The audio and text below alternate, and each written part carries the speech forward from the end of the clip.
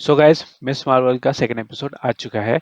बॉलीवुड शाहरुख खान से related Easter egg भर भर करें इस एपिसोड में। मगर ये वाला एपिसोड 1 के कंपेयर में थोड़ा भी स्लो था। स्लो इसलिए भी था क्योंकि अभी भी कैरेक्टर्स की इंट्रोडक्शन चल रही है। तो एपिसोड के शुरू में ही रिशा करके जो एक्टर है उनका कमरान कैरेक्टर है तो उसको इंट्रोड्यूस किया गया और शो के एंड होते होते नाजमा का कैरेक्टर इंट्रोड्यूस किया गया जिसको प्ले कर रही है एक्टर निम्रा बुचा।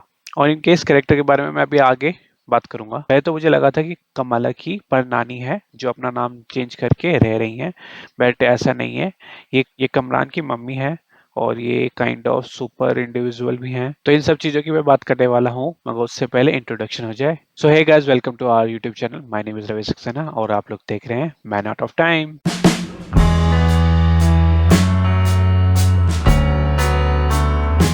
अगर मैं स्टोरी की बात करूं तो स्टोरी के अच्छे से पेस के साथ आगे बढ़ रही है। एपिसोड शुरू होते ही एक मोन्टाज आता है जिसमें कमाल अपने स्कूल में जा रही है। पहले के एपिसोड में दिखाया था कि वो कितनी बुली होती है और काइंड ऑफ डरपोक सी भी है, मगर इस एपिसोड में अलग ही कॉन्फिडेंस के साथ वो एंटर करती है। एक प्रॉपर मोन्टाज चलता है उसका और अपने स्कूल में एंटर करते ही एक ये वाला सीन आता है जिस सीन में एक बारकोड दे रखा है और इस बारकोड का जब स्कैन करोगे तो आप पहुंच जाओगे मार्वल की वेबसाइट में। वेबसाइट पे मिलेगी आपको मिस मार्वल की कॉमिक। ये वही वाला इशू है जिस इशू में कमाला कमरान से मिलती है, वो उसका काइंड ऑफ क्रश है और इस एपिसोड का नाम भी क्रश्ड है। तो मूविंग ऑन, फिर एक और सीक्वेंस आता है जहाँ पे कमाला अपने फ्रेंड ब्रूनो के साथ अपनी जो नई नई पावर मिली है उनकी प्रैक्टिस करती है, उनको कंट्रोल करने की प्रैक्टिस करती है। वही चेक करती है कि वो अपने पावर्स के साथ क्या क्या कर सकती है। और इसी में एक सीन ये भी दिखा देते हैं कि वो काइंड ऑफ क्लिफ से नीचे गिर रही होती है, मगर उसको सेव कर लेता है ब्रूनो जो उसका दोस्त है। मगर शो ऐसा किया जाता है जो कि हमें याद दिला देगी एंड गेम में, जैसे नताशा गिरने वाली होती है और उसको क्लिंट बचाने के लिए कोशिश करता है। जो डायलॉग नताशा ने बोला था लास्ट में वही डायलॉग इसने भी बोला था, तो वो काइंड ऑफ एक मेमोरी सी क्रिएट हो जाती है। तो जैसे कि मैंने बताया कि इस सीक्वेंस में कमाला अपने फ्रेंड ब्रूनो के साथ अपनी पावर्स को डिस्कवर करने लगती है, प्रैक्टिस करने लगती है और देखने लगती है कि क्या क्या वो कर सकती है। और ये चीज़ मुझे याद दिलाता है जो डीसी में शेज़ाम मूवी के अंदर बिली अपने फ्रेंड फ्रेडी के साथ अपनी पावर को डिस्कवर कर रहा था और कैसे कैसे यूज कर रहा था। उसमें तो ये दिखा दिया था कि बिल्ली शो ऑफ करते करते अपनी पावर्स का एक बस ब्रिज से गिराती थी, मगर फिलहाल तो इसमें ऐसा कुछ नहीं हुआ। बाकी दोनों ही सीक्वेंस मुझे अच्छे लगे थे। शेज़ाम मूवी का भी वो सीक्वेंस अच्छा लगा था और अभी जो इसमें दिखाया गया मिस मार्वल में ये सीक्वेंस भी अच्छा लगा। मगर मुझे ऐसा लगता है कि शायद मार्वल वाले अपने पैसे बचा रहे हैं, जैसे वो पहले भी अपने सारी सीरीज में बचाते आए हैं और इसमें भी बचा रहे हैं। तभी एक काइंड ऑफ मोन्टाज सा था जहाँ पे मिस मार्वल कमाला खान अपनी पावर का यूज करते करते एक डांस सा कर रही है, तो उसमें एक वीएफएक्स की कमी लगी मुझे। बस इसके अलावा तो वो पूरा सीक्वेंस अच्छा ही लगा मुझे उसका। शायद बाकियों की तरह इसमें भी लास्ट के 2 या एंड वाले एपिसोड में ये वीएफएक्स अच्छा कर दे अपना, क्योंकि क्लाइमेक्स एपिसोड्स होंगे वो। मगर उससे पहले कमल अपने स्कूल जाती है और वहाँ देखती है कि जोई लाइव जा रखी है इंस्टाग्राम और वो वहाँ पे अपना एक्सपीरियंस शेयर कर रही है जो एवेंजर कॉन में उसके साथ हुआ था। बाद में डीओडीसी वाले उसी वीडियो के कारण उसको क्या बोलते बुला लेते हैं अपने पास और इन्वेस्टिगेशन करने लगते हैं और इस चीज के बारे में मैं अभी आगे बताऊंगा। तो अपना एक्सपीरियंस शेयर करते हुए जोई एक हाउस पार्टी पे रख लेती है, जिस हाउस पार्टी में कमाला का बिल्कुल इंटरेस्ट नहीं होता जाने का, मगर जब उसको पता चलता है कि कमरान जा रहा है उस पार्टी में तो वो भी चली जाती है। अब मुझे एक बात बताओ कि पहले आपको पिटाई लग चुकी है, डांट पड़ चुकी है पार्टी में जाने के नाम पर, और आप फिर से पार्टी का नाम लेते हैं और घर वाले एग्री भी हो जाते हैं। ऐसे मेरे पेरेंट्स ने तो कभी करा नहीं है। मगर यहाँ पे दिखाया है कि कमाला अपनी मम्मी से परमिशन लेती है और वो दे भी देती हैं परमिशन।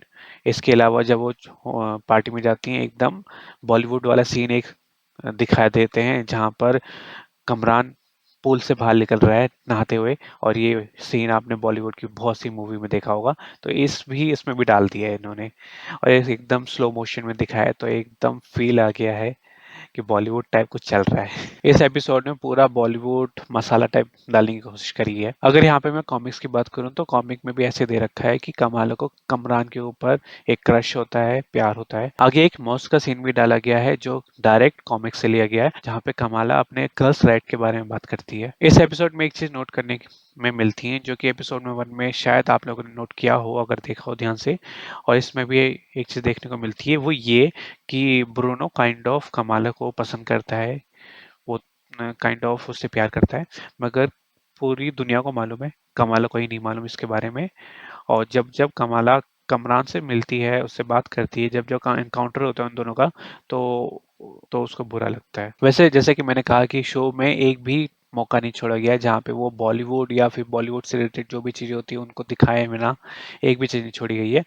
तो मैं यहाँ दिखा बता देता हूँ, बहुत सारे रेफरेंस दिए गए हैं शो के अंदर। सबसे पहले बात करें तो कमाला जब कमरान से मिलती है तो शाहरुख खान की मूवीज़ के बारे में बात होती है। वो उससे पूछती है कि आपको कौन सी मूवी पसंद है, तो दोनों की चॉइसेस सेम होती हैं, जो कि है डीडीएलजे। और आगे जाके कमरान और कमाला एक कैफे में बैठे होते हैं, वहाँ पर भी वो बात करते हैं किंगो सीनियर और किंगो जूनियर के बारे में। और जैसे हम लोग जानते हैं कि किंगो एक इटर्नल है और बहुत सालों से वो ये अर्थ पर है और वो एज बॉलीवुड स्टार की लाइफ जी रहा है। और शो के एंड में ऋत्विज का गाना सेज डाल दिया गया है, और उससे पहले कोक स्टूडियो का पीछे हट करके गाना है, वो भी डाल दिया है। अब इस पे मैं पर्सनली एक चीज कहना चाहता हूँ कि शाहरुख खान का नाम मेंशन करना it's kind of not a big deal.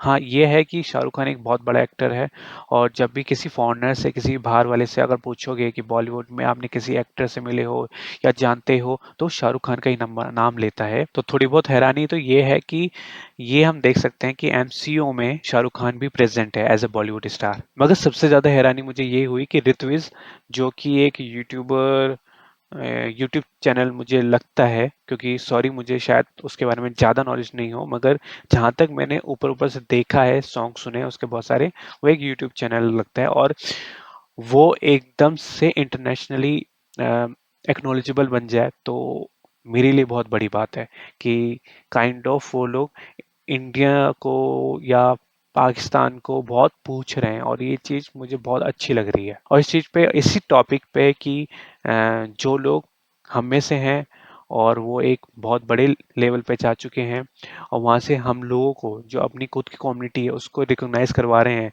तो इस पॉइंट पे मैं एक अलग से वीडियो भी बनाऊंगा। आगे चल के एक नाइट वाला सीन आता है जहाँ पे पूरी फैमिली कमाला की डिनर पे बैठी होती है, और वहाँ पे कमाला के फादर पार्टीशन के बारे में बात करते हैं जो कि इंडिया और पाकिस्तान के बीच में हुआ था। और मुझे अच्छा लगा कि मार्वल वालों ने पार्टीशन की स्टोरी बताई और इस नाजुक टॉपिक पे बात करी। अब मुझे लगता है कि कहीं ना कहीं ये स्टोरी भी इम्पोर्टेंट रोल प्ले करेगी इस पूरी सीरीज में, जब सबको कमाला की परनानी का राज पता चलेगा, और ये भी कि वो ब्रेसलेट उससे कनेक्टेड कैसे है। इन मीन वाइल कमाला को कुछ विजन्स आते हैं। एक तो उसको डिनर टाइम पे आया था, और उससे पहले भी उसको विजन आया था। पहले तो मुझे लगा कि विजन में दिखने वाली जो औरत है वो ही उसकी परनानी, मगर ऐसा कुछ नहीं है। वो कमरान की मम्मी है, जो लास्ट में दिखाया गया इस एपिसोड में। और एपिसोड के एक पॉइंट पे कमाला अपनी नानी से बात करती है वीडियो कॉल पे, इन ब्रेसलेट के बारे में या अपनी नानी के बारे में, मगर उसको प्रॉपर फिलहाल तो इस एपिसोड में बताया नहीं गया है।